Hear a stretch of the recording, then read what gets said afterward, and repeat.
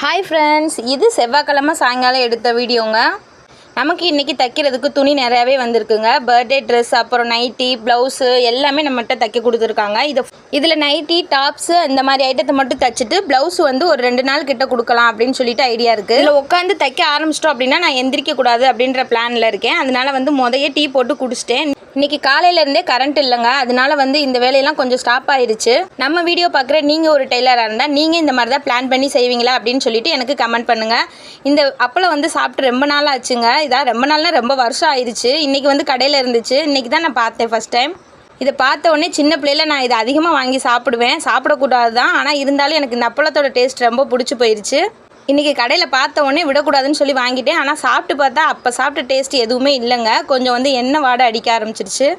இருந்தாலும் ஆசைக்கு ஒரு பாக்கெட் தான் வாங்கி சாப்பிட்டேன். இந்த பாக்கெட் வந்து 5 ரூபா. என்னோடய வீடியோ பிடிச்சா லைக் பண்ணிக்கோங்க. கூடவே நம்ம சேனலை சப்ஸ்கிரைப்